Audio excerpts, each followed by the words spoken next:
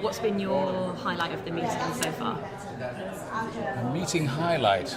Well, actually, as an organizer of the meeting, for me one of the highlights has been walking in to see a crowded room, a terrific atmosphere, and lots of people asking questions after pretty much all of the talks. And you never really know as an organizer whether that's going to happen. You hope and pray that there'll be a buzzer at the meeting, and I think for me at any rate, that seems to have happened. And so for me, that's a meeting highlight as an organizer. But there have been a number of talks which have particularly interested me.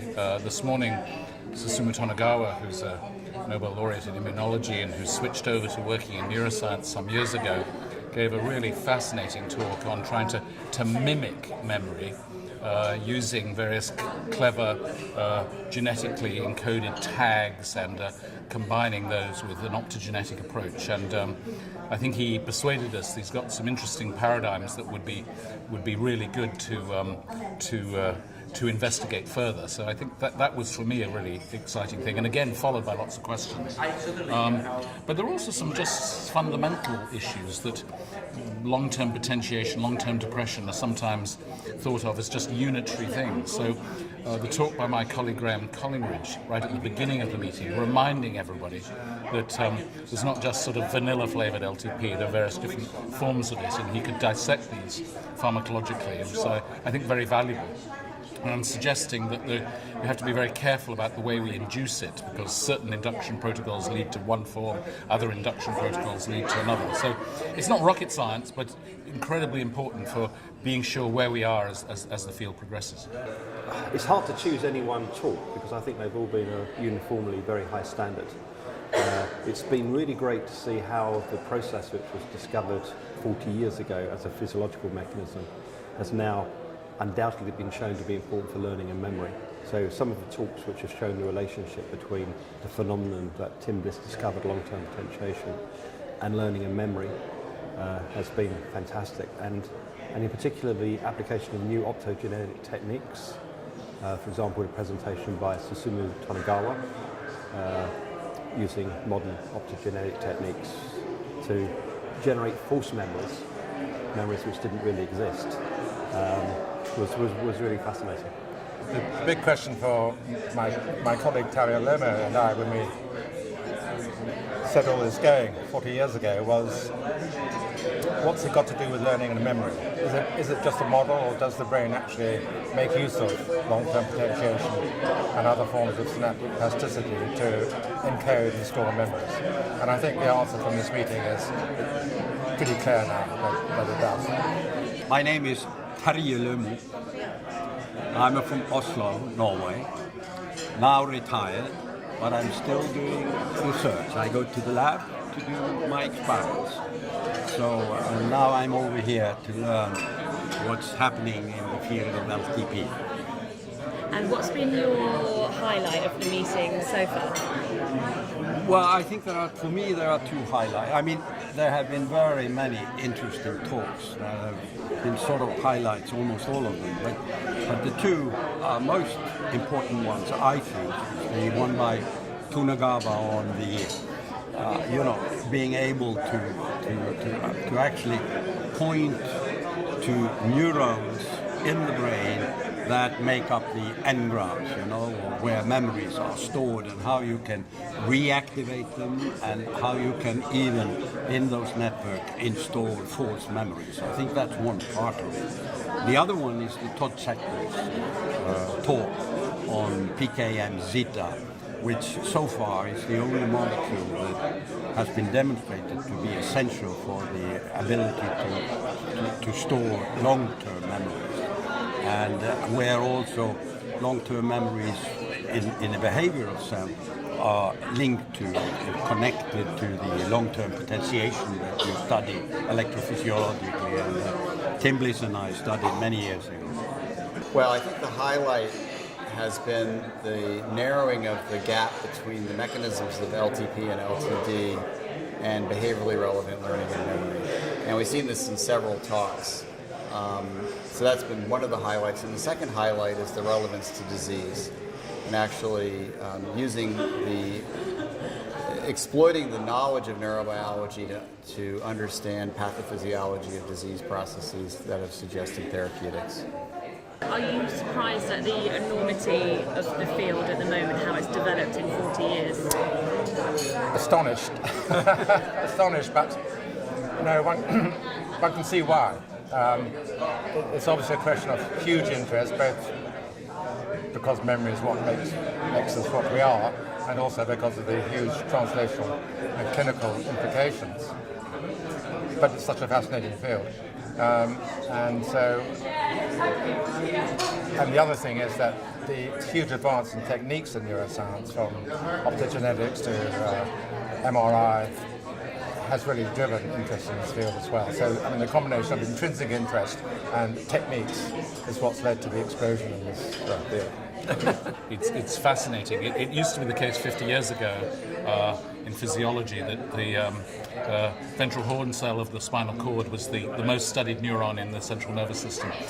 Now, unquestionably, it's the CA1 pyramidal cell of the hippocampus. So there's been a real movement to the central nervous system and an interest in cognition. And I think LTP is riding on that wave because it looks as though activity-dependent synaptic plasticity may well be at least one of the major mechanisms of memory, perhaps not the only one, but one of. And so people really zero in on this because of the enormous importance of memory. And we're about to go into a session now, which I'm going to be listening with all ears because it's the link between basic science and translation. And we're about to hear the relevance of LTP to chronic pain, to Alzheimer's disease, and a bit more about its relationship to neurodevelopmental disorders like autism and Fragile X. And so that's a fascinating new development that's happened in the last 10 years and very important in my view. In some sense I am, because it is such a huge field, but it's become very clear that the mechanisms that are involved in long-term potentiation are clearly important for many forms of learning and memory. And it's also clear now that many of the diseases, brain diseases, are due to changes in the same molecules that are involved in long-term potentiation. As a result of that, it's become very important to understand this process, to understand the causes of diseases such as Alzheimer's disease, autism, etc., etc. And so I think people who historically were working on these diseases, many of them are now recognizing that studying this process of long-term potentiation is actually going to help understand the causes of diseases. Well, it's amazing how big that field is, and the extent to which it has developed. That to me is absolutely amazing, and that so many people around the world are going. Of course, the brain. I mean, that's what we all want to know. You know, why we behave, why we are the persons we are, and why we behave the way we are, and what's actually happening, you know, in the brain when we think or plan or such things. That's so. I'm not surprised that people are interested in, you know, in the brain, and there's so much interest in it. So, but the extent of it. But I think that the amount of new knowledge and insight is really amazing and very surprising. But as Tim Bliss just said, I mean, that has a lot to do with the development of modern techniques, where it's now possible to go actually into the brain of behaving animals and to some extent in humans, and see what's actually happening. So it's an exciting time. How do you think the field's going to develop in the next 40 years? Next 40 years? 10 years? Yeah, next Just 10 too years, long.